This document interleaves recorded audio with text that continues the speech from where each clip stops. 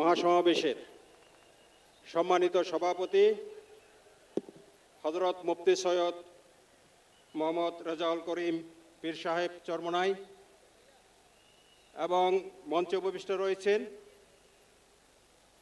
জাতীয় নেতৃবৃন্দ বিভিন্ন সংগঠনের পক্ষ থেকে এবং আপনারা যারা বাংলাদেশের বিভিন্ন প্রান্ত থেকে আজকে এখানে সমবেত হয়েছেন, বিভিন্ন সংগঠনের পক্ষ থেকে নেতৃত্ব দিচ্ছেন বাংলাদেশকে, আমি আপনাদের সবাইকে বাংলাদেশ খ্রিস্টান অ্যাসোসিয়েশনের পক্ষ থেকে শুভেচ্ছা জানাচ্ছি, ধন্যবাদ জানাচ্ছি আমাদেরকে এই সমাবেশে আমন্ত্রণ করার জন্যে।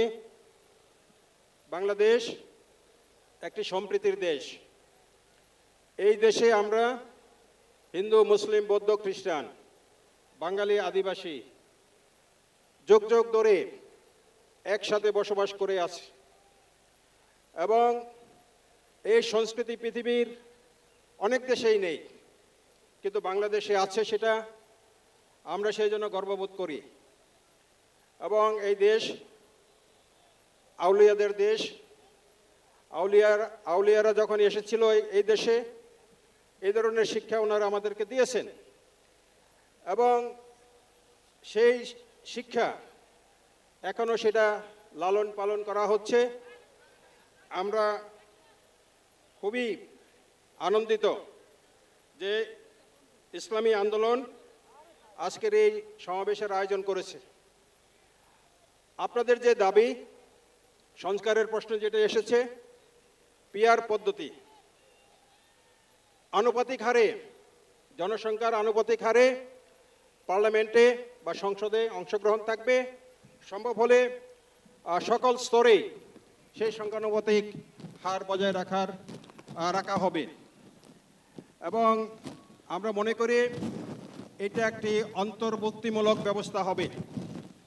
এখন আমরা যেটা লক্ষ্য করেছি, নির্বাচন পদ্ধতি বর্তমানে যেটা বিদ্যমান রয়েছে, এখানে আমরা যারা সংখ্যায় খুবই কম, আমাদের অংশগ্রহণের সুযোগ নাই বলতে চলে। খ্রিস্টান সম্প্রদায়ের পক্ষ থেকে এবং বৌদ্ধ সম্প্রদায় আমরা সংখ্যায় খুবই কম, সেই তুলনায় আমাদের তেমন কোনো অংশগ্রহণ নেই, বিশেষভাবে পার্লামেন্ট থেকে শুরু করে অন্যান্য প্রশাসন থেকে শুরু করে অন্যান্য ক্ষেত্রে। কিন্তু এই পিআর পদ্ধতি যদি থাকে, অ্যাটলিস্ট এই জনসংখ্যার অনুপাতে যদি পার্লামেন্টে আমাদের প্রতিনিধিত্ব থাকে, অন্যান্য ক্ষেত্রে যদি প্রতিনিধিত্ব থাকে স্থানীয় প্রশাসনে, তাহলে পরে সেটা কমপক্ষে কিছু ভূমিকা এবং কিছু অংশগ্রহণ সেখানে থাকবে এবং আমাদের অধিকারের কথা আমরা বলতে পারবো।